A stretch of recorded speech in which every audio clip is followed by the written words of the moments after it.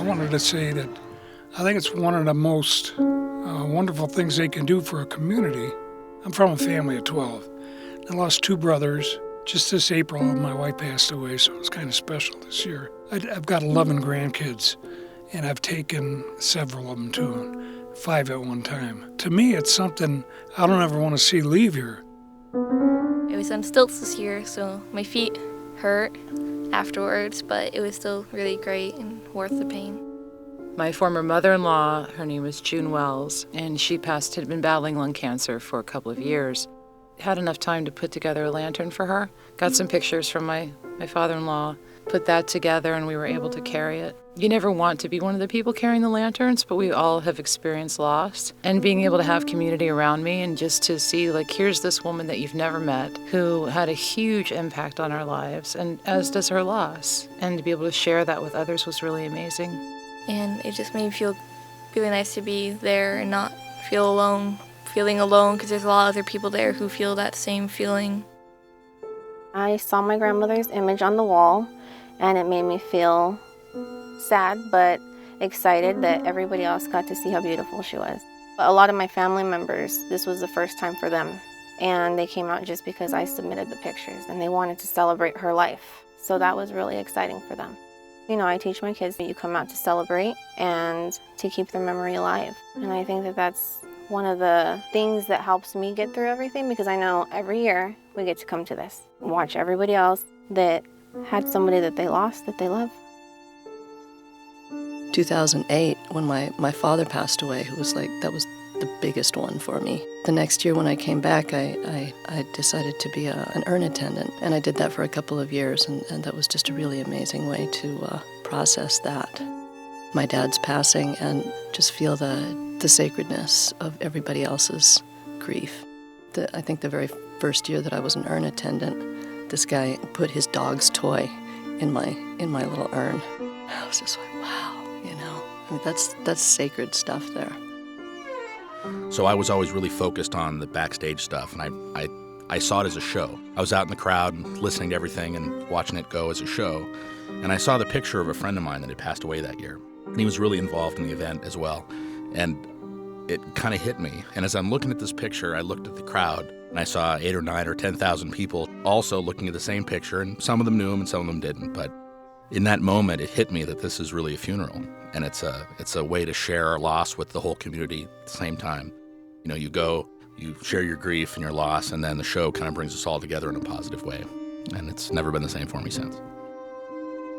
The most important part of me attending the procession was being able to remember my brother. And what scares me about losing him is that he's going to be forgotten. And it was an opportunity for me to be able to share my story about him and to carry him with me. And my cousin Brad also passed away about 5 months ago. And so I carried a little sign with my brother and my cousin on it, and I was able to talk about them and show them off to the world, because I am very proud of the 2 of them and that they were part of my life. They were both very handsome, very young men, and it's just unfortunate, but such is the circle of life.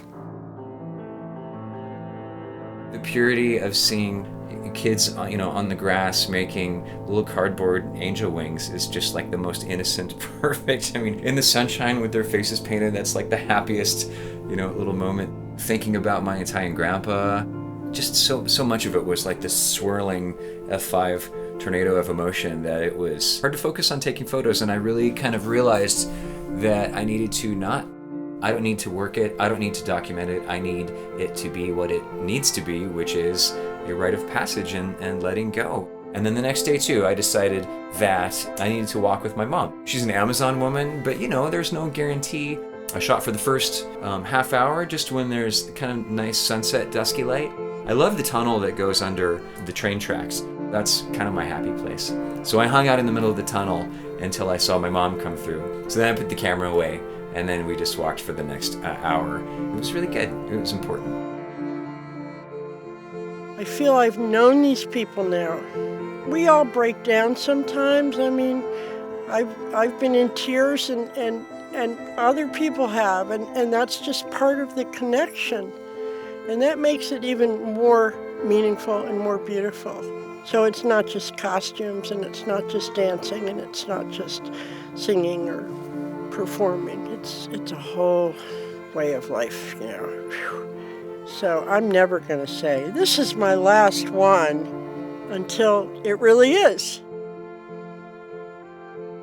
In 2008 is when I became involved with All Souls Procession because I created our local AIDS memorial, AIDS Ribbon Tucson, which is a 130-foot long AIDS ribbon made out of fabric with names and messages that we've had people from all over the world add. Someone they've lost, someone they've remembered that has passed from AIDS. It means a lot to me because that's why I created it, losing almost 85% of my friends here in Tucson. So for them, I walk with a ribbon every year in All Souls, and I remember them, loving them, missing them, but also hoping for a cure someday. Well, the Little Angels procession I didn't even know about until the year before last. That even had more of an impact on me than the procession itself, even though it was smaller, only a few hundred people. But because my mom passed away when I was 9, very unexpectedly. When my mother passed away, not only was I not allowed to grieve or celebrate, but I wasn't allowed to acknowledge her at all. Children having a safe space to feel whatever it is that they want to feel, even if it's happiness and joy, I think is really, really important.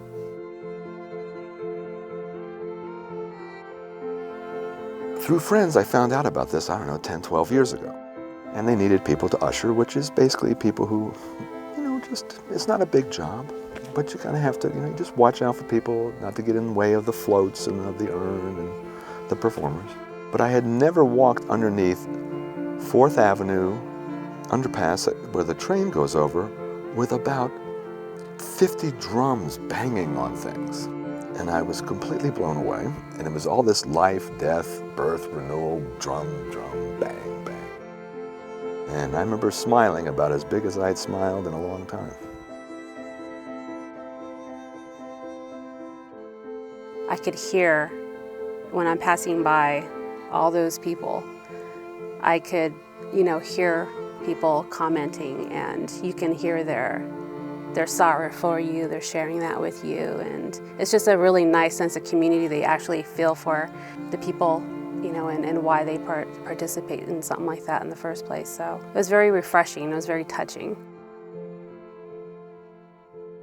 People have Days of the Dead and celebrations of ancestry all over the world. I'm half Chinese, half white. I grew up in Latin America. And everywhere it changes from town to town, I would suppose. In Mexico, it would be different. And everybody experiences death and loss. And to see, somewhere where people can all come together and to take prayers from people, just feeling privileged to be able to take those prayers and then put it in the big urn and be part of that celebration and that ritual it's kind of a conflict in my mind sometimes of being on stage and then, it's always so overwhelming. And my urn is just brimming with prayers, and I just think, wow.